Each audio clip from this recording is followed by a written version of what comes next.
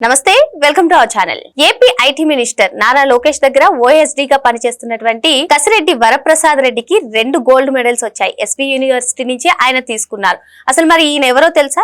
జగన్మోహన్ రెడ్డి ప్రభుత్వంలో సస్పెన్షన్ కు గురైనటువంటి వ్యక్తి. మరి జగన్మోహన్ రెడ్డికి ఓఎస్డీ గా పిఎల్ గా పనిచేస్తున్నటువంటి వాళ్ళు కూడా ఏ విధంగా ఆరోపణలు ఎదుర్కొంటున్నారో మనం అందరం చూస్తున్నాం. అసలే ఈ అంశాన్ని ఏ విధంగా చూడాలి తెలుసుకునే ప్రయత్నం చేద్దాం.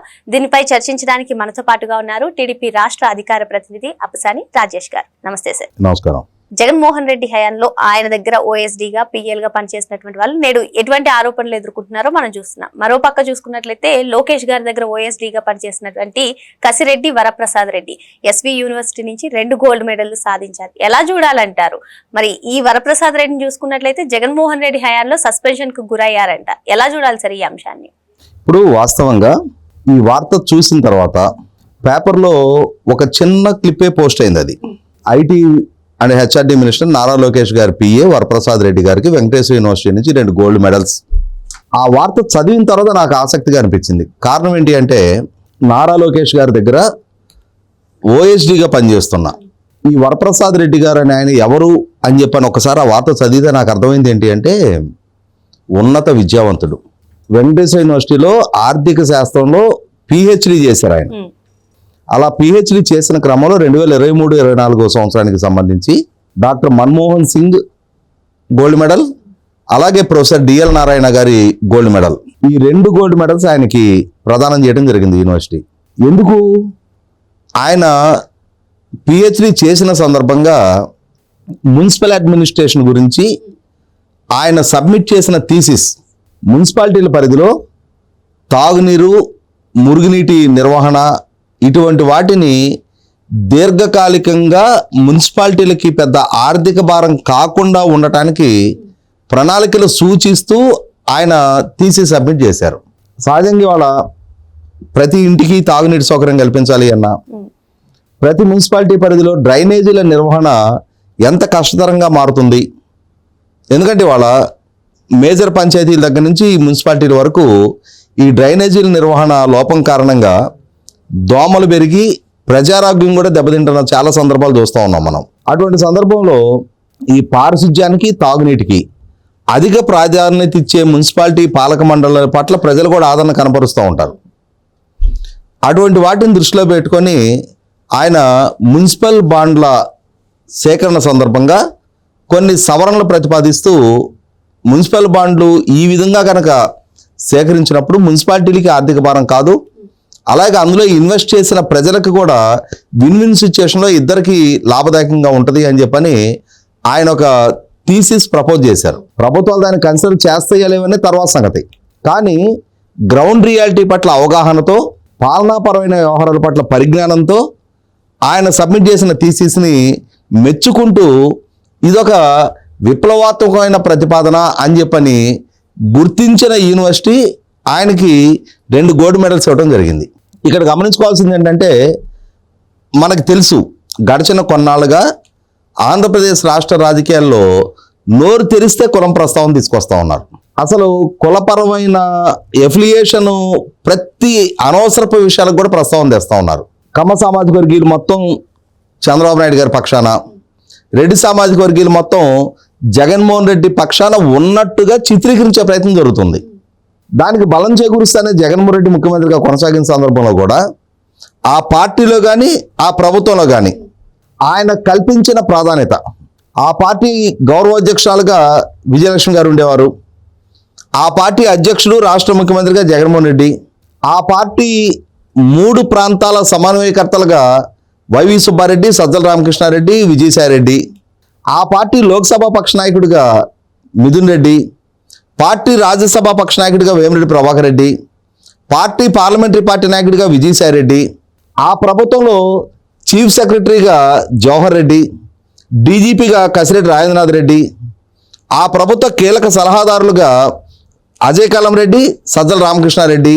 అంటే టాప్ 1 నుంచి ఒక 50 వరకు జగన్మోహన్ రెడ్డి పిఏగా ధనుంజయ రెడ్డి, జగన్మోహన్ రెడ్డి ఓఎస్డీగా కృష్ణమోహన్ రెడ్డి. అంటే ఇక్కడ మనకి ఏమర్థమవుతుంది? జగన్మోహన్ రెడ్డి తన చుట్టూ రెడ్లతో ఒక వలయం సృష్టించుకున్నాడు. అలా సృష్టించుకొని ఎవరికి అవకాశాలు కల్పించాడో వాళ్ళందరి వాళ్ళ జగన్మోహన్ రెడ్డి పాలనా హయాంలో జరిగిన అక్రమాలు, అరాచకాలు, కుంభకోణాలు, భూ ఆక్రమణలు వీటిల్లో కేసుల పాలై జైలు పాలవుతా ఉన్నారు. అంటే జగన్మోహన్ రెడ్డితో శైలైన పర్యవసానం. ఇవాళ చీఫ్ సెక్రటరీగా జవహర్ రెడ్డి గారు పనిచేశారు అని అంటే ఆయన ఐఏఎస్ అధికారిగా పేపర్లు కొట్టేసి రాలా. ఆయన ప్రతిభా పాఠవాల కారణంగానే ఐఏఎస్ దక్కించుకున్నారు. కసిరెడ్డి రాజనాథ్ రెడ్డి కూడా ఆయన కూడా ఐపీఎస్కి వాళ్ళ మేనమావ రికమెండేషన్ మీదో ఇంకో దాని మీద రాలా. ఆయన ప్రతిభా పాఠవాల కారణంగానే ఆయన కూడా ఐపీఎస్ దక్కించుకున్నారు. కానీ జగన్మోహన్ రెడ్డితో శైలైన కారణంగా ఆయన విధానాలు గుడ్డిగా అనుసరించి అమలు చేసిన కారణంగా వాళ్ళ క్రెడిబిలిటీ కూడా దెబ్బతీసుకున్నారు. ఇవాళ మరి అదే ఎన్డీఏ కూటమి ప్రభుత్వం ఇవాళ లోకేష్ గారు సామాజిక వర్గానికి ప్రాధాన్యత ఇవ్వాల, ఆయన ఎడ్యుకేషన్ క్వాలిఫికేషన్కి ప్రాధాన్యత ఇచ్చారు. ఆర్థిక విభాగంలో ఫైనాన్స్ డిపార్ట్మెంట్లో సెక్షన్ ఆఫీసర్గా పనిచేస్తున్న కసిరెడ్డి వరప్రసాద్ రెడ్డి గారు ఆయన ఆర్థిక శాస్త్రంలో సాధించిన పిహెచ్డి, ఆయన ఎల్ఎల్బి పూర్తి చేసి ఎల్ఎల్ఎం కూడా చదువుతూ ఉన్నారు. తెలంగాణ మున్సిపల్ అడ్మినిస్ట్రేషన్ మీద ఆయన చేసిన రీసెర్చ్ చాలా లోతైన రీసెర్చ్ అని చెప్పని ఇవాళ P4 కమిషన్ వైస్ చైర్మన్గా ఉన్న ఒకనాటి planning commission vice chairman Kutumbarao గారు కూడా ఆయన్ని సర్టిఫై చేస్తూ లెటర్ ఇవ్వడం జరిగింది. అంటే ఇక్కడ ఆయన ప్రతిభకి ప్రాధాన్యత ఇచ్చిన లోకేష్ గారు జగన్మోహన్ రెడ్డి లాగా కులాలకు ప్రాధాన్యత ఇవ్వకుండా ప్రతిభావంతులు తనకి అవసరమని చెప్పని వరప్రసాద్ రెడ్డి గారిని తన ఓఎస్డీగా నియమించుకున్నారు. ఇక్కడ ఇంకొక అంశం గుర్తు చేసుకోవాలి.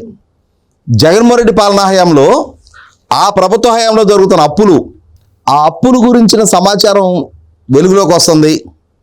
ఆ అప్పుల గురించిన సమాచారం మీడియాలో విస్తృతంగా చర్చనీయాంశం అవుతుంది.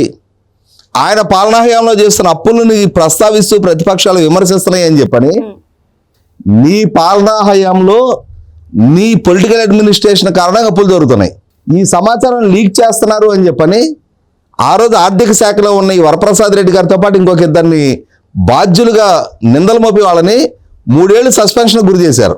అంటే ప్రభుత్వ సమాచారం, అది ప్రభుత్వ సమాచారాన్ని దాగుడు మూతలాడాల్సిన నెక్స్ట్ లేదు. వీళ్ళు లీక్ చేశారు అంటే ప్రూఫ్లు లేవు, కానీ వాళ్ళ మీద నిందలు మోపి వాళ్ళని సస్పెన్షన్ గురి చేశారు. కోడ్ ఆఫ్ కాండక్ట్ అమల్లోకి వచ్చినాక వరప్రసాద్ రెడ్డి గారికి ఆ మిగిలిన ఇద్దరికి కూడా పోస్టింగ్స్ ఇవ్వడం జరిగింది. ఇవాళ అటువంటి వరప్రసాద్ రెడ్డి గారి ప్రతిభా పాఠవాన్ని గుర్తించి లోకేష్ గారు ఆయన సర్వీసెస్ తనకు అందాలి అని చెప్పని అటువంటి ఉన్నత విద్యావంతుడు, ప్రతిభావంతుడు, పాలనాపరమైన ప్రొసీడింగ్స్ పట్ల అవగాహన ఉన్న వ్యక్తి ఆ సర్వీసెస్ తనకు దక్కాలి అని చెప్పని తీసుకొచ్చి తన ఓఎస్డీగా పెట్టుకున్నాడు. మరి ఇదే జగన్మోహన్ రెడ్డి పాలనా హయాంలో మనం చూసాం, ఆయన అడిషనల్ అడ్వకేట్ జనరల్గా కూడా పనవోలు సుధాకర్ రెడ్డిని పెట్టుకున్నాడు. ఈ పనవోలు సుధాకర్ రెడ్డిలు, ఈ ధనుంజయ రెడ్డిలు, కృష్ణమోహన్ రెడ్డిలు వీళ్ళందరూ సాధించిన ఘనత ఏంటయ్యా అనేది ఇవాళ జగన్మోహన్ రెడ్డికి దక్కిన 11 సీట్లు చూపిస్తూ ఉన్నాయి. అంటే అక్కడ తన సొంత సామాజిక వర్గీయుడైనా సరే బాగా చదువుకున్న వాళ్ళకి, నైతిక విలువలు కలిగిన వాళ్ళకి ప్రాధాన్యత ఇవ్వకుండా తన కుంభకోణాల్లో తనకు తోడుగా నిలబడే వాళ్ళని, తన అరాచకాలు అక్రమాల్లో తనకి వాటాదారులుగా ఉండే వాళ్ళని ఎంపిక చేసుకున్న పర్యవసానం ఇవాళ జగన్మోహన్ రెడ్డి రాజకీయంగా పతనాన్ని చవిచూసి ఇవాళ వీళ్ళందరూ కూడా కేసుల పాలు, జైలు పాలవుతూ ఉన్నారు. అటువంటి జగన్మోహన్ రెడ్డి ఆదరణ దక్కనందుకు వరప్రసాద్ రెడ్డి గారు ఇవాళ చాలా సంతోషపడతా ఉండాలి. లేకుంటే ఆ విశ్వవలయంలో తను కూడా పావుగా మారుండేవాడు. ఇవాళ దేశం గర్విస్తుంది లొకేషన్ చూసి. మిగిలిన ఇరుగు పొరుగు రాష్ట్రాల వాళ్ళందరూ ఇటువంటి ఐటీ అండ్ హెచ్ఆర్డీ మినిస్టర్ మాకెందుకు లేడా అని చెప్పని అక్కడ ప్రభుత్వాలను నిందిస్తూ ఉన్నారు. ఏపీకి మాత్రమే సాధ్యమైన పెట్టుబడి ప్రతిపాదనలు మిగిలిన రాష్ట్రాలకు ఎందుకు దక్కటం లేదు అని చెప్పని ఇవాళ మిగిలిన రాష్ట్రాల ప్రతిపక్షాల ప్రభుత్వాల మీద ఒత్తిడి పెంచుతూ ఉన్నాయి. అటువంటి ప్రతిష్టాత్మక పనితీరు కనపరుస్తున్న లోకేష్ దగ్గర ఓఎస్డీగా కొనసాగటం వరప్రసాద్ రెడ్డి గారికి ఎంతటి విలువ తీసుకొస్తుందో, అలాగే అటువంటి ఉన్నత విద్యావంతుడికి, నీతి నిజాయితీ కలిగిన వ్యక్తిని గుర్తించి గౌరవించడం లోకేష్ గారి బోల్డ్నెస్ కూడా తెలియజేస్తూ ఉంది. కాబట్టి ఇక్కడ చంద్రబాబు నాయుడు గారు పదే చెప్పేవాళ్ళు, నా దగ్గర పనిచేసిన ఐఏఎస్ అధికారులు రిజర్వ్ బ్యాంక్ గవర్నర్లు అయ్యారు, కేంద్ర ప్రభుత్వంలో కీలక విభాగాల్లో పనిచేశారు, యునైటెడ్ నేషన్స్ కూడా ఎదిగారు. జగన్మోహన్ రెడ్డి వాళ్ళ నాయన దగ్గర పనిచేసిన ఐఏఎస్ అధికారులు కేసుల పాలు, జైలు పాలు అవుతున్నారని చాలా సందర్భాల్లో ప్రస్తావించారు.